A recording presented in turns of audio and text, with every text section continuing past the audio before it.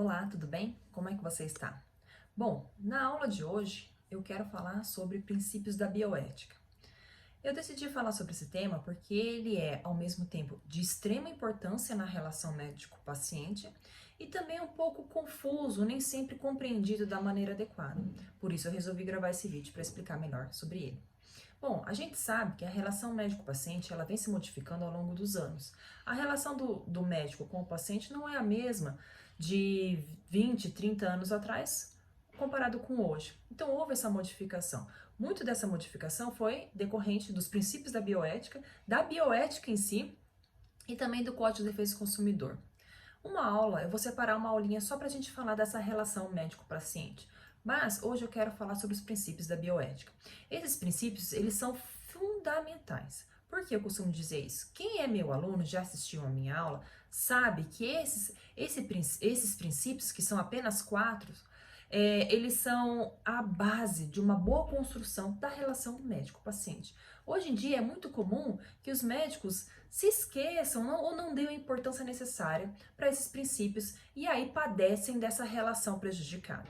Bom, vamos começar. Princípio da autonomia da vontade do paciente. Neste princípio, o paciente ele expressa a sua vontade, ou seja, aquilo que ele deseja que seja feito em relação ao seu corpo, ao tratamento, ao medicamento, à cirurgia, enfim, assuntos relacionados à sua condição de saúde.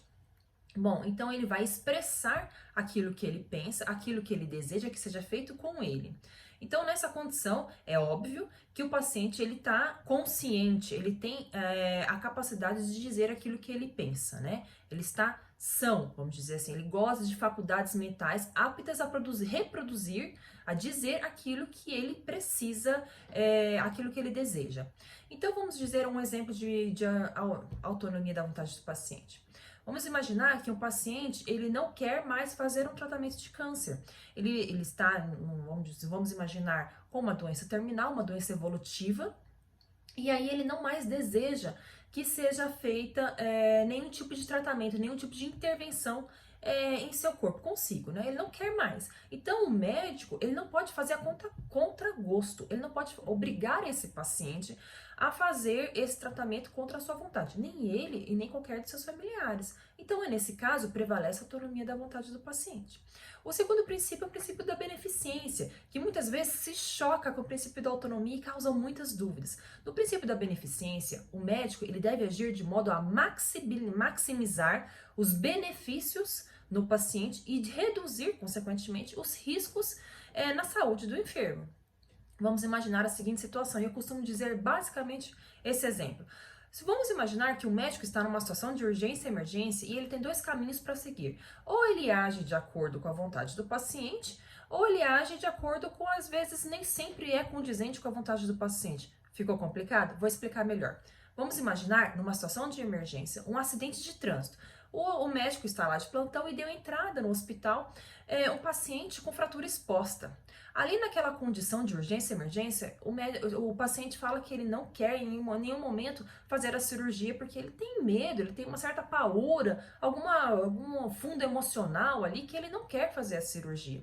O médico vem da fratura exposta, vendo que ali está tendo uma hemorragia, uma situação que ele precisa intervir, imediatamente o médico vai intervir, porque ele precisa salvar a vida do paciente. Então aqui a autonomia da vontade do paciente, ela não vai ser colocada num primeiro plano, porque o que mais importa é a manutenção ou a recuperação da saúde desse paciente.